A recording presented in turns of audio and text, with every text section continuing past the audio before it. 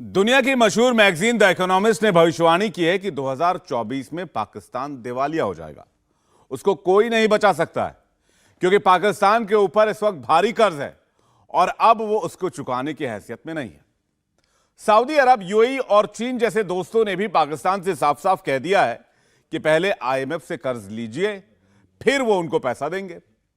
नतीजा यह है कि पाकिस्तान को अगले महीने तक $4.5 अरब का कर्ज चुकाना है, मगर उसके खजाने में रकम इससे कम बची हुई है। उसे अपना खर्च भी चलाना है। हालात इतने खराब हो चुके हैं कि पिछले 1 साल में रिकॉर्ड लोग पाकिस्तान छोड़कर दूसरे देशों में जा बसे हैं। पाकिस्तान में आजकल ऐसे वीडियोस वायरल होते हैं जिसमें विदेशों में जा बसने का नुस्खा बताया जा रहा है। एक रिपोर्ट देखिए।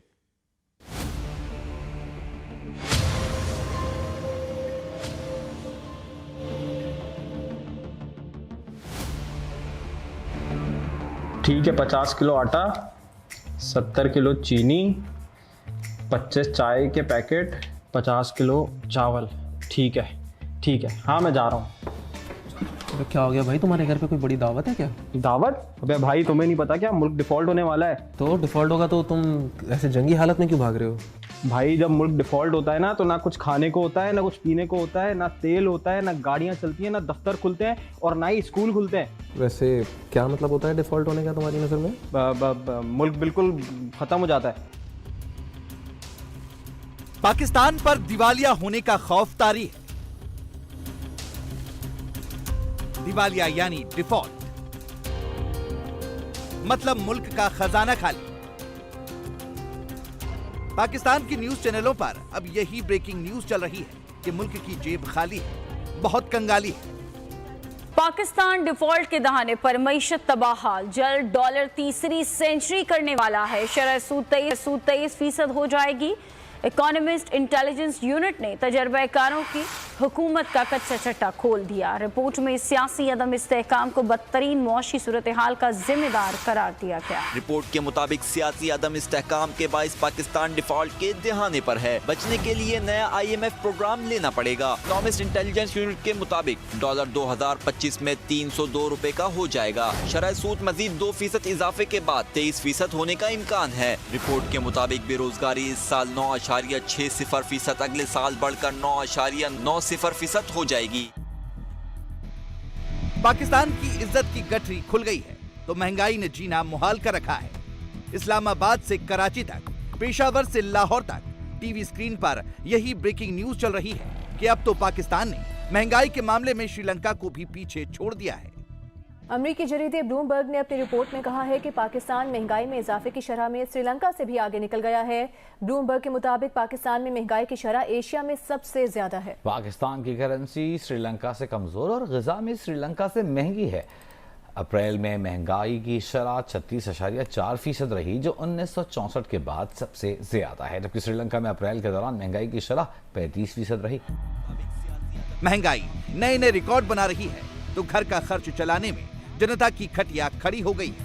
अब तो अवाम रोते हुए कहती है कि पाकिस्तान में वो जमाना आ रहा है जब पेड़ों के पत्ते खाकर गुजर करनी होगी। अनकरीब वो वक्त आने वाला है जहाँ कौम वो वाले दरख्त के पत्ते जो ज़रा मीठे होते हैं और वो साग की तरह खाए जा सकते हैं, ये लोग उसको भी उतार कर उबाल कर ये खाएंगे। मेरा ख़ुद ताल्लुक़ एजुकेशन से है, लेकिन हमारे स्कूलों में बच्चे आते हैं, अब यकीन करें कि एक टाइम से वो दूसरे टाइम का उनके पास खाना नहीं होता। अक्सर बच्चे भूखे स्कूल आते हैं, वो कहते हैं कि जी हमने आज लंच नहीं किया। महंगाई की वजह से वो ना वो एजुकेशन को उस तरह टाइम दे पा रहे हैं और ना ही वो ज़ाहिर है उनके घर का खाना पीना पूरा हो रहा है। मेरे रोने को मत देखिए आप, मैं इसलिए रो रहा हूँ, मैं अपने ऊपर नहीं रो रहा हूँ, मैं इस पाकिस्तान के हालात के ऊपर रो रहा हूँ। पाकिस्तान टेढ़ा हो, इसको सीधा करें आप लोग। हम अपने बच्चों को गला दबा देते हैं, हम खुद मर जाते हैं। अगर आप लोग को ये करना है तो मैं ये भी करके दिखाने के लिए तैयार हूं। तो बेगारत है ये हुकूमत वाले। ये जो बेटा है ना, ये जो खड़ा हुआ है, ये स्कूल गया था, स्कूल से लकड़ियाँ लेकर आया है बैग में कि घर में खाना बने। घर में खाना बनेगा क्योंकि ये भूखा गया था। पैसे भी खत्म हो गए हमारे पास, अब किससे कहें हम? अल्लाह माफ करे, ऐसे कोने के मांगने वाले। हम तो कहते अल्लाह हमें अपने पास बुला ले, हमें नहीं जीना था। बच्चे स्कूल जाते हैं, भूखे जाते हैं, क्या करें हम? ये हुकूमत क्या करती है? इनके बच्चे जहाज़ों में घूमते हैं, हमारे घर में गैस तक नहीं है कि हम इंसान नहीं है, हम जानवर हैं। जिन्ना ने मुसलमानों के लिए अलग मुल्क मांगा था, 24 साल बाद पाकिस्तान बट गया।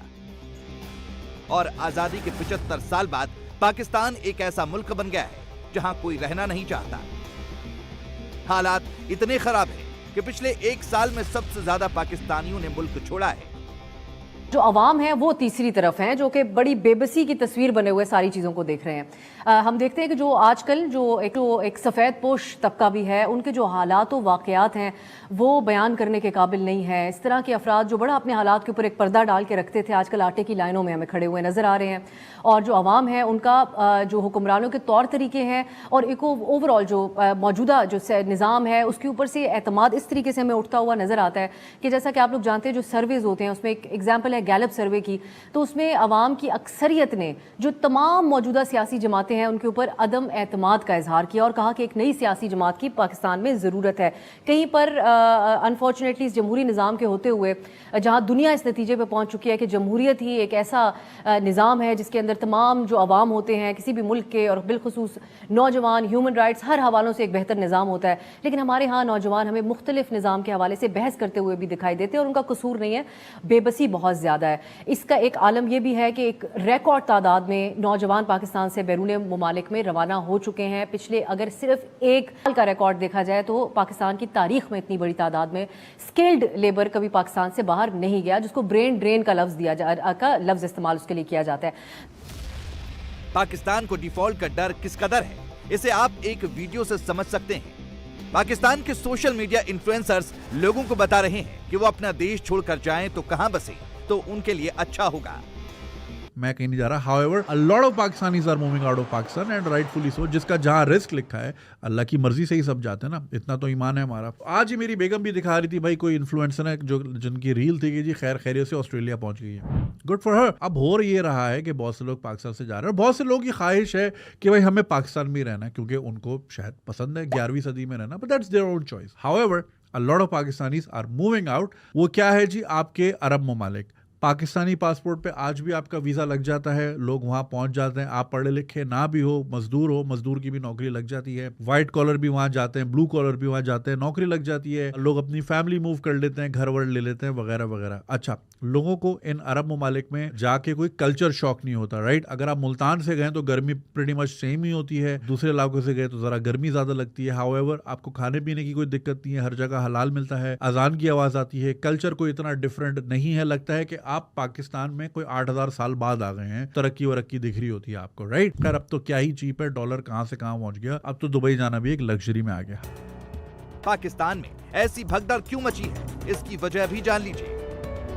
पाकिस्तान की सरकार इस वक्त 3078 अरब पाकिस्तानी रुपए के घाटे में है और पाकिस्तान के ऊपर 77 बिलियन डॉलर का कर्ज है। इसमें से 4.63 बिलियन डॉलर उसे जून तक चुकाने हैं और पिछले 1 साल से कोशिश करने के बाद भी IMF के साथ पाकिस्तान की डील नहीं हो पाई है। इसका नतीजा ये हुआ है कि पाकिस्तान के टीवी चैनलों पर आने वाले वक्त में तबाही का मंजर पेश किया जा रहा है। मुल्क की मईशत तबाही के दहाने पर आइंदा बजट में अवाम पर भारी बोझ डाले जाने का खदशा। रवा माली साल जुलाई से मार्च तक बजट का सारा 3078 अरब रुपए की रिकॉर्ड सतह पर। दिफाई अखराजात भी 10 खरब रुपए रहे। गुज़श्ता साल की निस्बत 119 अरब रुपए का इजाफा। अब इतनी महंगाई जो हो गई है, मौजूदा हुकूमत, ये दौरे हुकूमत है इनका, ये तो बड़ा महंगाई को ख़त्म करने के लिए आए थे, तो अब ये जो अदादो शुमार सबके सामने है, वाज़ेह हो गया ना कि मईशत इनसे नहीं संभल रही। यही हालात देखकर विदेश मंत्री जयशंकर ने कहा था कि पाकिस्तान की क्रेडिबिलिटी तो उसके विदेशी मुद्रा भंडार से भी तेजी से घट रही है। I think, I mean, let's be very, very clear on this. You know, on this matter, the terrorism matter, I mean, I would say Pakistan's credibility is depleting even faster than its forex reserves.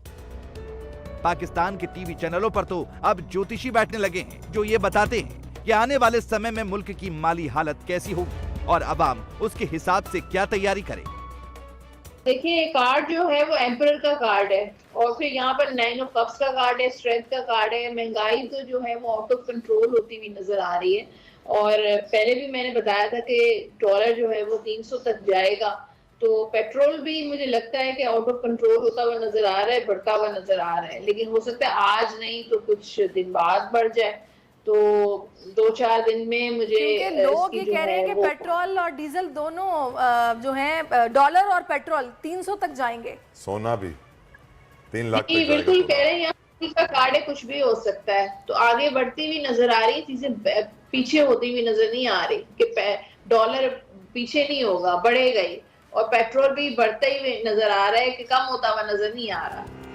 Pakistan में ऐसे videos की बड़ी demand है जो लोगों को आसान भाषा में ये समझाएं कि मुल्क दिवालिया हुआ तो उनका क्या होगा, उनके ऊपर क्या असर पड़ेगा।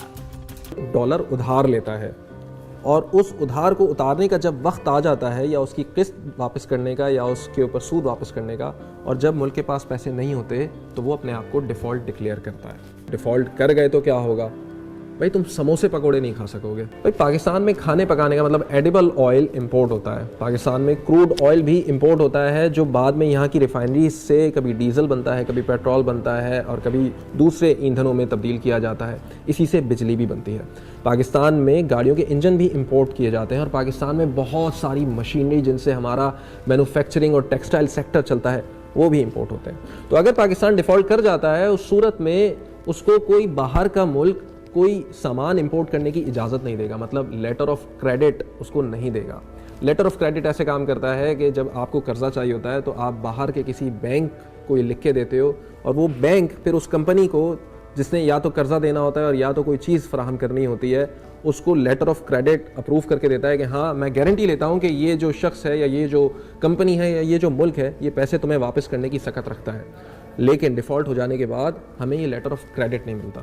तो हाँ, इसका वर्स्ट केस सिनेरियो ये है कि बहुत सारी जॉब्स चली जाएंगी, और अगर हम क्रॉप बनाते भी हैं, मतलब हमारा एग्रीकल्चर सेक्टर स्ट्रांग भी है, तो उसकी ट्रांसपोर्टेशन के लिए हमारे पास गाड़ियाँ भी नहीं होंगी। एक तरफ तो पाकिस्तान में इकोनॉमिक सिचुएशन को लेकर भारी तबाही मची है, ज्योतिषी आने वाले बुरे दौर की भविष्यवाणी कर रहे हैं, आवाम रो रही है, रईस लोग अपना वतन छोड़कर दूसरे देशों की तरफ भाग रहे हैं, और चैनलों पर एक्सपर्ट पाकिस्तान के बर्बाद होने का मातम मना रहे हैं। पाकिस्तान की बर्बादी की तस्वीर एक सर्वे से और क्लियर हो जाती है। इंटरनेशनल एजेंसी गैलप के लेटेस्ट सर्वे में पता चला है कि पाकिस्तान के 72% कारोबारी ये मानते हैं कि उनका मुल्क दिवालिया होने वाला है। 66% पाकिस्तानी कारोबारी खुद बहुत बुरे हाल में हैं। पाकिस्तान के former finance minister Miftah Ismail कहते हैं कि पाकिस्तान अब वैसे नहीं चल सकता जैसा पिछले 75 साल से चलाया जा रहा है। मैं ये समझता हूँ कि जिस तरह हम मुल्क चला रहे हैं, ये अब मुमकिन नहीं है कि मुल्क इस तरह चले।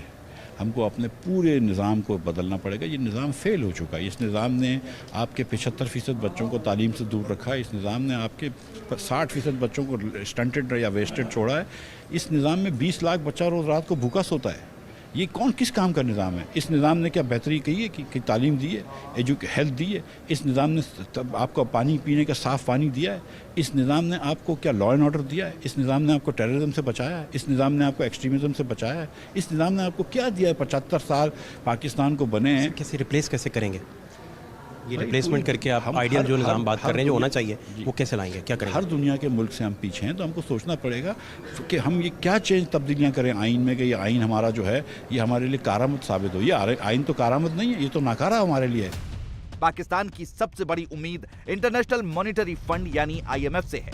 IMF अगर उसे $1.1 बिलियन का लोन दे देगा तो पाकिस्तान के दोस्त जैसे कि सऊदी अरब, कतर और UAE भी कुछ कुछ पैसे पाकिस्तान को देंगे। मगर IMF ने कर्ज देने के लिए पाकिस्तान के सामने बेहद कड़ी शर्तें रखी हैं। IMF ने कहा कि अमीरों के लिए गैस, तेल और बिजली के रेट बढ़ाए जाएं। पाकिस्तान की सरकार और फौज अपना खर्च कम करें। पाकिस्तान नए हथियार खरीदने पर पैसे खर्च करना बंद करे। सरकारी दफ्तरों में करप्शन खत्म किया जाए। पाकिस्तान के पूर्व वित्त मंत्री मिफ्ताह इस्माइल तो कहते हैं कि इस साल पाकिस्तान का बजट इस्लामाबाद में नहीं, IMF के हेडक्वार्टर वाशिंगटन DC में बनेगा, क्योंकि अब IMF को पाकिस्तान की ईमानदारी पर भरोसा नहीं रह गया है। इस साल तो मेरा नहीं ख्याल है कि IMF जो है वो या हालात इस चीज की इजाजत देते हैं कि आप बहुत ज्यादा ऐसा बजट दे दें जिससे कि आप जो रिफॉर्म के ट्रैक पे आपको जाना चाहिए उससे हट जाएं। इंडिया टीवी हर वक्त हर जगह डाउनलोड करने के लिए सर्च करें India TV news Google play store या ऐप स्टोर पर।